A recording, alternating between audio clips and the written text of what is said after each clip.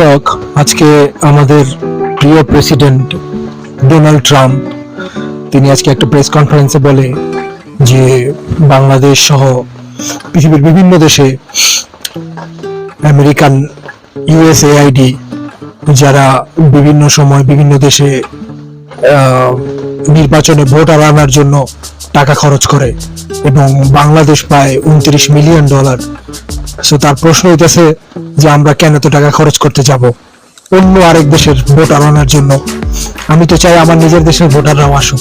তার কথা তো আসলেই যৌক্তিক, কিন্তু তিনি আরো বলেন যে যারা মাত্র বাংলাদেশের একটা এজেন্সিকে এই $29 মিলিয়ন দেওয়া হয় এবং সেই এজেন্সিতে মাত্র 2 জন লোক কাজ করে। এখন প্রশ্ন হইতেছে, অনেকেই ভাইবা বলতেছে এই কারা এই 2 জন লোক, কাদেরকে এই টাকা গুলো দেওয়া হয়েছে। তারা তখন কোটিপতি হয়ে গেছে। ডোনাল্ড ট্রাম্প নিজেও বলছে যে তারা তো আজকে অনেক ধনী হয়ে গেছে এবং তারা তাদের কাছে সাকসেস। সে বিজনেসম্যান, তো ব্যবসায়ী লোক, ব্যবসায়ী চিন্তা ভাবনা তার মাথায় ঢুকছে। আর এইদিকে ইন্ডিয়াতেও সেম এগুলো নিয়ে আলোচনা হইতেছে। বিজেপি কংগ্রেসের উপর দোষ চাপাইতেছে, কংগ্রেস বিজেপির উপর দোষ চাপাইতেছে।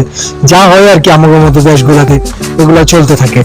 এখানে বাংলাদেশে আওয়ামী লীগ বলতেছে যে ছাত্রদের মধ্যে যে যারা সমন্বয়ক আছে বা যারা এগুলা করছে, বিএনপি সহ জামাত, এদেরকে টাকাগুলা দেওয়া হয়েছে।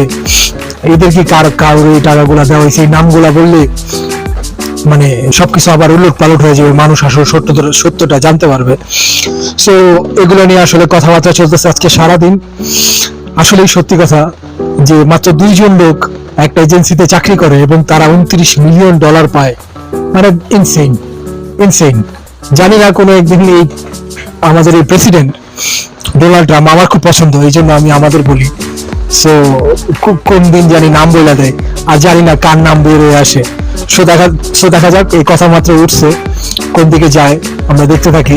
কিন্তু এটা খুবই মজার একটা নিউজ এবং খুবই মানে অদ্ভুত একটা নিউজ। আমিও এর আগে কখনো জানতাম না যে নির্বাচনে ভোটার আনার জন্য আমেরিকা ডোনেশন দেয়, আমেরিকান ইউএসএআইডি।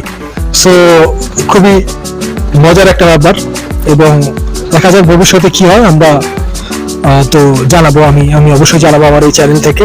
এবং প্রতিনিয়ত এরকম খবরের বিশ্লেষণ বা খবর পাওয়ার জন্য আমার চ্যানেলটি সাবস্ক্রাইব করবেন। ভালো থাকবেন, শুভরাত্রি।